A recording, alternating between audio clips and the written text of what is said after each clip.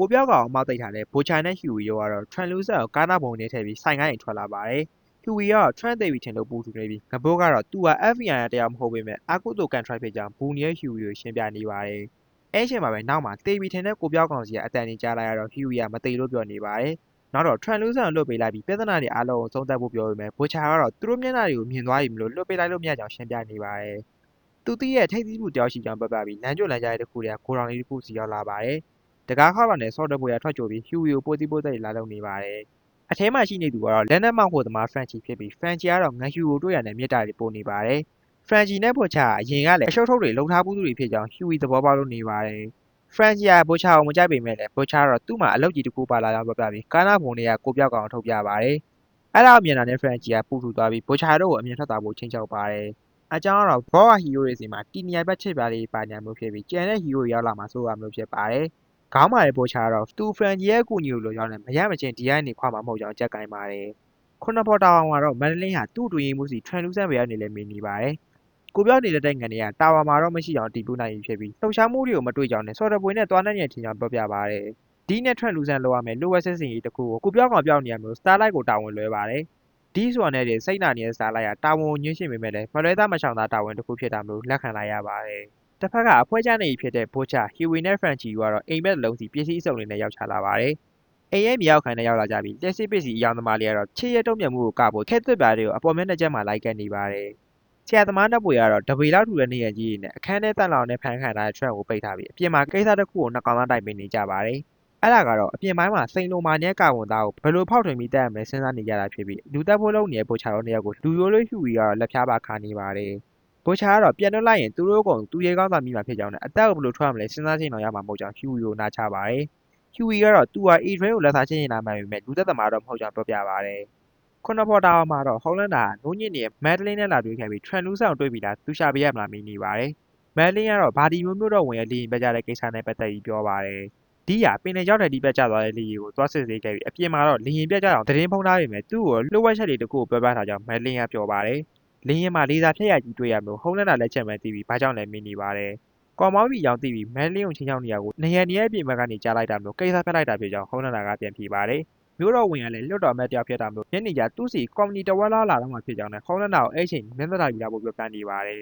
်ဟုံးလန်းတာကတော့သူကခွေးတဲ့ကောင်လိုလူတွေပြောအောင်အမြင်ကြီးအောင်လုပ်ပေးနေရတော့ကိုမကြိုက်ကြောင်းပောက်ကွဲချင်းနေပေမဲ့မန်လင်းကအနုနည်းနဲ့ဖန်နေတာပြန်ပါတယ်ဝီဖန်ထားတဲ့ဘိုချာတို့အုပ်စုနဲ့ဟျူဝီကတော့ကြောင်ပေါက်နေချိန်အဖေဖြစ်သူကတော့ဟျူဝီကိုဖုန်းဆက်လာပါတယ်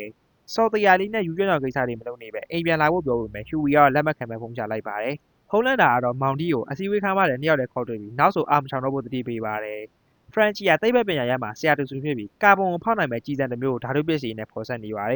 ်သူတို့နဲ့ဖြစ်နေလောက်မဲ့ကြီးစံရရနဲ့ဖိုချာတခါရဲတဲ့နဲ့ထည့်ပြီးအခန်းထဲကငနေကိုပြေးပစ်ပါတယ်ဒါပေမဲ့လည်းကြီးမတိုးပြန်တာမလို့ Translucent ကဘိုချာတို့အုပ်စုကိုအော်ကြီးတစ်ကျဲလောင်နေပါတယ်ဘယ်လိုတက်ရမလဲမသိတော့အမျိုးငနေသုံးကလည်းပူနေပြီးဘိုချာကတော့စိတ်ပြေလက်ပြောက်အရက်တော့ပါတယ်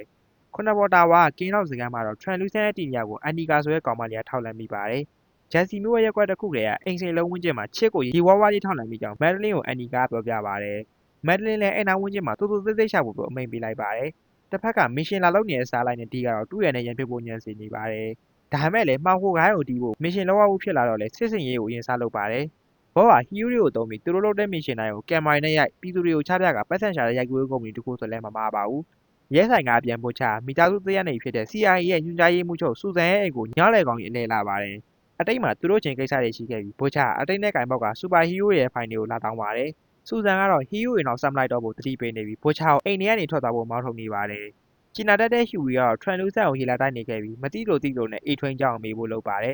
လူတွေ Trent ကတော့ဟျူဝီငကြောင်ကောင်မှန်းသိရမလို့သူကစိတ်ဖက်တတ်တဲ့ပိုင်းနဲ့ဟျူဝီကိုစိတ်သက်တွေကြောက်အောင်စကားနဲ့ထိုးချပါတယ်အပြင်ဘက်မှာတော့ဘောဝါရှာဖွေးအဖွဲ့တွေရောက်နေတာဖြစ်ပြီး French ကတော့ဖျားတာနေရပါတယ်ဟျူဝီကသူရဲကောင်းတစ်ယောက်ရဲ့မူချိုးမဲ့ချိုးမဲ့တရားတွေကိုကြားနေရပေမဲ့လို့လည်းကိုယ်စိတ်ကိုနိုင်အောင်ပြန်ထိန်ပြီးအပြင်မှာအတွေးတွေနဲ့ပြီးနေပါတယ်အမတ်လောင်ကော်မတီရဲ့ပါတီမှာတော့ကော်မတီဥက္ကဋ္ဌစူပါဟီးရိုတွေကိုဘယ်တော့မှစစ်တပ်တဲ့ထဲမှာမဟုတ်ကြောင်းတကယ်တမ်းဟီးရိုတွေဘက်ကနေယုံကြည်ရက်တွေမဲ့သူမရှိကြောင်းမက်လင်းကိုပြောပြပါတယ်ညဘက် Starlight ပြင်ထွက်လမ်းချောင်းနေချိန်လမ်းမှာစော်တပွေကိုဝိုင်းနိုင်ချင်ဖို့လုပ်နေတဲ့ဘဲတွေကို Starlight ကဝင်တာပါတယ်ပြောများဆိုများတွေမို့တစ်ချက်နှစ်ချက်လောက်တီထုတ်လိုက်ပြီးအဲ့ဒါကိုလည်းအိမ်ပေါ်ကတုံတယောက်ကဖုန်းနဲ့ဗီဒီယိုခိုးရိုက်ထားပါတယ်စိတ်ဥပေါက်ပြီးကြောက်နေတဲ့ဟျူဝီကိုဖရန်ချီကတော့စကားတွေပြောပေးနေပါတယ် သူပထမဆုံးစူပါလူတယောက်ကိုတတ်တုံးကကိစ္စကိုဟီဝီကိုပြပတ်နေပြီးဘိုချာကတော့အပြင်ကနေခိုးနှောက်ထောင်နေပါတယ်။တစ်ဖက်မှာတော့ပုံစံပြောင်းနိုင်စွမ်းရှိတဲ့ဘောဝစူပါဟီးရိုတယောက်ကကော်မဒီဥက္ကဋ္ဌကိုစောချောချောလေးပုံစံနဲ့စားစရာတောက်စရာတွေကိုအဲ့ရတဲ့လာကြွေးပါတယ်။မျက်လုံးအောင်စီးထားပြီးဥက္ကဋ္ဌမမြင်တော့မှကြာကြာတယောက်ပုံစံပြောင်းကဗီဒီယိုဝိုင်ရိုက်ထားလိုက်ပါတယ်။တာဝါမှာတော့ဟုံးလန်းတာနယံကိုဖောက်ထွင်းပြီးအထက်ကနှုတ်ထုတ်နေမဲ့လင်းကိုချောင်းလုံးနေပါတယ်။ငနေသုံးကောင်ကတော့စိတ်ရည်ပြန်တဲ့ကောင်ဘယ်လိုဘဝကူပြရမလဲခေါင်းခဲအောင်စဉ်းစားနေကြပြီးကြက်မှမိုင်းနေကြပါတယ်။ Frankie က TV တွေကလက်ကြောင်ရိုက်ထားတဲ့ Discovery ကိုကြည့်နေရင်အတွေ့တစ်ခုရသွားပြီး Translucent စီဝင်သွားပါတယ်။စောစောစီးသွားတိုင်းနေတဲ့စားလိုက်ကိုအတွင်းရေးမှုမလာဆူငောင်းနေပါတယ်။အကြောင်းကတော့အရက်သားနှစ်ယောက်ကိုတတိမရဲ့အထိထိုးနှက်နေတဲ့ဗီဒီယိုကပြန့်နှံ့နေတာဖြစ်ပြီးဗီဒီယိုထဲမှာတော့ကောင်မလေးကိုကဲတာမပါတာမျိုး Starlight ကအလုပ်ဖြုတ်ခံရတော့မှာဖြစ်ပါတယ်။တစ်ဖက်ကဥက္ကဋ္ဌကိုလည်းညာကိစ္စကိုပြန်ပြောပြနေပြီးမန်လင်းကအကြက်ကင်နေပါတယ်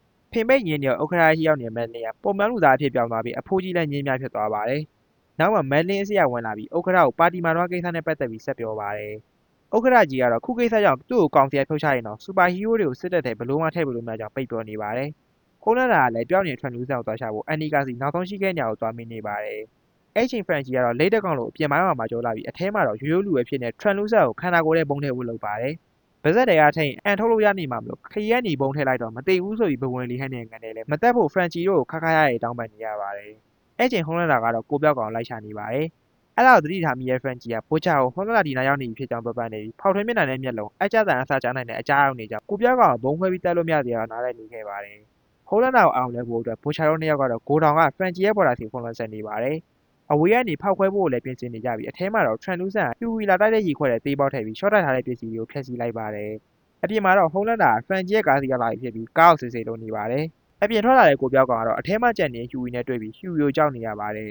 ။အကြောင်းကတော့ဟျူဝီရဲ့လက်ထဲမှာဘုံခလုတ်ရှိနေလို့ပဲဖြစ်ပါတယ်။ထုံးစံတိုင်းရိုးအားနဲ့ဟျူဝီကိုစကားရည်နဲ့စိတ်ကိုထိန်ရုပ်ဖို့လုပ်နေချိန်ဘိုချာကတော့ဖရန်ချီရဲ့ကိုတောင်ကိုဖောက်ခွဲလိုက်ပါတယ်။အဲ့ပောက်ကွဲတန်းကိုဟုံးလန်းတာကြားရတယ်။ကွဲနေအောင်တန်းထိုးသွားပါတယ်။ Translucent ကတော့ဟျူဝီကိုနားချနိုင်ပြီအချိန်နဲ့အေးစစ်စစ်လေးကိုပါပြီးထွက်သွားနေပါတယ်။ဒါပေမဲ့ဟျူဝီကအသက်ရှူစံနေပြင်းထန်လာပြီးရင်းနေထိတ်ထိတ်နဲ့ဘုံခလုတ်ကိုနှိမ့်ချလိုက်တော့ Translucent လည်းအစစ်စစ်အိမ်ပေါ်မှာဖြစ်ပြီးနောက်ဘဝကူသွားပါတယ်။